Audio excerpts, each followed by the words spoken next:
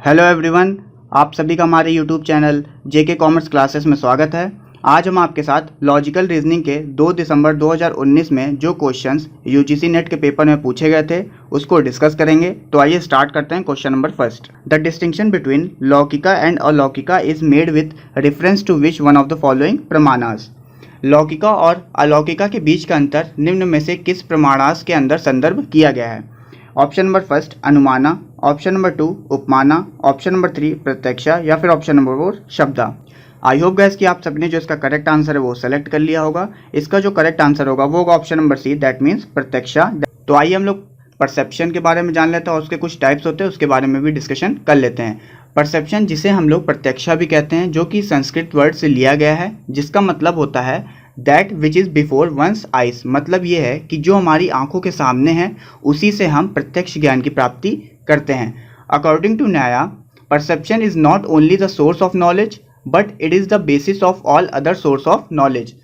जो हमारा परसेप्शन होता है वो केवल सोर्स ऑफ नॉलेज ही नहीं होता है बट वो हमारी अदर्स जो नॉलेजेस होती हैं उसको बेस भी प्रोवाइड करता है। परसेप्शन से प्राप्त ज्ञान पर कोई भी व्यक्ति डाउट नहीं कर सकता, क्योंकि परसेप्शन का मतलब होता है जो हमारी आंखों के सामने है वही सही है। तो आइए परसेप्शन के कुछ टाइप्स होते हैं उसको भी डिस्कस कर लेते हैं। परसेप्शन के हमारे दो टाइप्स होते हैं, एक हमारा होता है ऑर्डिनरी परसेप्शन और एक हमारा होता है extra ordinary perception. Guys, ordinary perception को ही हम लोग लौकिका भी बोलते हैं और इसी को हम लोग साधारण परसेप्शन भी बोलते हैं, और एक्स्ट्रा ऑर्डिनरी परसेप्शन को हम लोग अलौकिका भी बोलते हैं और इसको हम लोग असाधारण परसेप्शन भी बोलते हैं। तो आप इसको याद रखिएगा। तो आइए हम लोग जानते हैं ऑर्डिनरी परसेप्शन का मतलब क्या होता है।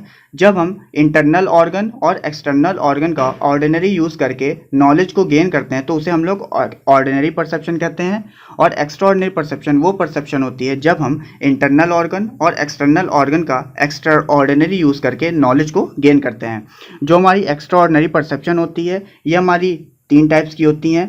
एक हमारी होती है सामान्य लका एक्स्ट्राऑर्डिनरी परसेप्शन, एक हमारी होती है जनरल लका एक्स्ट्राऑर्डिनरी परसेप्शन और एक हमारी होती है योग्यजा एक्स्ट्राऑर्डिनरी परसेप्शन। तो आइए एक एक करके हम लोग इसको भी डिस्कस करते हैं। जो हमारी सामान्य लका एक्स्ट्राऑर्डिनरी परसेप्शन होती है जब हम किसी चीज़ को ऐसा मानने लगते हैं कि वो पूरी दुनिया में सेम ही होगी तो उसे हम लोग सामान्य लका एक्स्ट्राऑर्डिनरी परसेप्शन कहते हैं। और एक जो होती है हमारी जनरल लका एक्स्ट्राऑर्डिनरी परसेप्शन, जब हम कोई चीज़ को अपनी प्रीवियस नॉलेज का यूज़ करके या प्रयोग करके सीखते हैं तो उसे हम लोग जनरल का परसेप्शन कहते हैं। और एक हमारी होती है योग्यजा, जब हम योग साधना या फिर मेडिटेशन के थ्रू नॉलेज को गेन करते हैं तो उसे हम लोग योग्यजा कहते हैं। गाइस, योग्यजा हमारे 2 टाइप्स के होते हैं, एक हमारा होता है युक्ता, एक हमारा होता है यंजना। युक्ता का क्या मतलब होता है। Yukta is the intuition of yogis who is attend union with God, जो कि गॉड के साथ जुड़ चुके हैं। और एक हमारा yunjana, yunjana is the intuition of yogis who is trying to constantly to attain union with God. और यंजना के अंदर वो योगीज आते हैं जो कि लगातार कोशिश करते हैं गॉड के साथ जुड़ने की। तो आप इसको याद रखिएगा।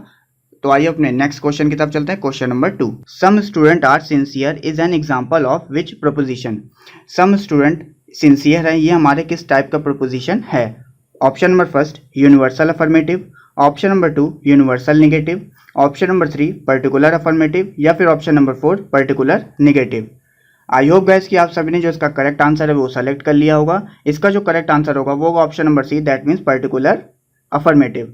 तो ये हमारा question guys square of opposition का है। तो आइए हम लोग स्क्वायर ऑफ अपोजिशन का कुछ बेसिक्स समझ लेते हैं। स्क्वायर ऑफ अपोजिशन में हमारे पास 4 टर्म्स होती हैं। जो पहली है ए, दूसरी होती है ई, तीसरी होती है हमारी आई और चौथी हमारी होती है ओ। और यहाँ पे ए का मतलब होता है ऑल, ई का मतलब होता है नो, आई का मतलब होता है सम और ओ का मतलब होता है सम नॉट। और गाइस, जब हम स्क्वायर ऑफ अपोजिशन पढ़ते हैं तो हम इन 4 टर्म्स को 2 पार्ट में कैटेगराइज करते हैं। ऊपर वाले पार्ट को हम लोग यूनिवर्सल बोलते हैं और नीचे वाले पार्ट को दैट मीन्स आई और ओ को हम लोग पर्टिकुलर बोलते हैं। बट यहाँ पे जो हमारा ऊपर वाला पार्ट होता है दैट मीन्स ए और ई वाला, इसके साथ हम लोग यूनिवर्सल वर्ड तो यूज़ करेंगे, बट यहाँ पे हमारा जो ए है ये हमारा पॉजिटिव है और जो हमारा ई है जिसका मतलब नो होता है ये हमारा नेगेटिव टर्म होता है। ऐसी सिचुएशन में जब हम ए की बात करेंगे तो हम यूनिवर्सल अफर्मेटिव का यूज़ करेंगे, और अगर हम ऊपर वाले ग्रुप में ई की बात करेंगे दैट मीन्स नो की बात करेंगे तो वहाँ पे हम लोग जो वर्ड यूज़ करेंगे वो हम करेंगे यूनिवर्सल निगेटिव, क्योंकि ये हमारा निगेटिव टर्म हो जाता है। और इसी तरह जब हम नीचे वाले ग्रुप की बात करेंगे तो वहाँ पे हम आई, चाहे वर्ड आई आए चाहे वर्ड ओ आए, वहाँ पे हम पर्टिकुलर वर्ड तो यूज़ करेंगे ही करेंगे, बट अगर कोई पॉजिटिव टर्म आ जाता है जैसे सम, ये हमारा पॉजिटिव टर्म है तो इस पर्टिकुलर के साथ हम लोग अफर्मेटिव वर्ड भी साथ यूज़ करेंगे। और जब ओ का ओ वर्ड यूज़ होगा मतलब सम नॉट वर्ड अगर यूज़ होगा तो वहाँ पे हम पर्टिकुलर निगेटिव वर्ड यूज़ करेंगे क्योंकि ये निगेटिव टर्म हो जाता है। और इस क्वेश्चन में हमारा पूछा गया था सम के बारे में, तो सम हमारा सेकंड ग्रुप में फॉल करता है, तो यहाँ पे हम पर्टिकुलर के साथ साथ अफर्मेटिव वर्ड यूज़ करेंगे क्योंकि ये हमारा पॉजिटिव टर्म होता है। तो आइए इसको हम लोग एक ग्राफ के थ्रू भी समझ लेते हैं। यहाँ पे जैसा मैंने बताया कि स्क्वायर ऑफ अपोजिशन में चार टर्म्स होती हैं, ए, ई, आई, ओ। ए का मतलब होता है ऑल, ई का मतलब होता है नो, आई का मतलब होता है सम और ओ का मतलब होता है सम नॉट। जैसा कि मैंने बताया था स्क्वायर ऑफ अपोजिशन को जब हम पढ़ते हैं तो उसको हम लोग दो पार्ट में कैटेगराइज करते हैं। पहले पार्ट में ये हमारा हो गया पहला पार्ट और ये हमारा हो गया दूसरा पार्ट। पहले पार्ट में हम लोग चाहे वर्ड ए आए चाहे वर्ड ई आए तो उसके साथ हम यूनिवर्सल वर्ड यूज़ करते ही करते हैं, बट यहाँ पे हमारा ए जो है वो हमारा पॉजिटिव टर्म है तो इसके यूनिवर्सल के साथ हम लोग अफर्मेटिव वर्ड यूज़ करेंगे जैसा कि इसमें किया है यूनिवर्सल अफर्मेटिव। और अगर ई की बात करेगा तो यूनिवर्सल के साथ हम लोग निगेटिव वर्ड यूज़ करेंगे क्योंकि हमारा निगेटिव टर्म हो जाता है। और जब हम सेकंड ग्रुप की बात करेंगे तो मैंने बताया था कि जो हमारा सेकंड ग्रुप होता है वहाँ पे हम पर्टिकुलर वर्ड यूज़ करते हैं, और अगर पर्टिकुलर वर्ड में भी अगर कोई टर्म पॉजिटिव आ जाती है तो उसके साथ पर्टिकुलर अफर्मेटिव वर्ड यूज़ करेंगे, और अगर निगेटिव टर्म आ जाती है तो उसके पर्टिकुलर के साथ हम लोग निगेटिव वर्ड यूज़ करेंगे।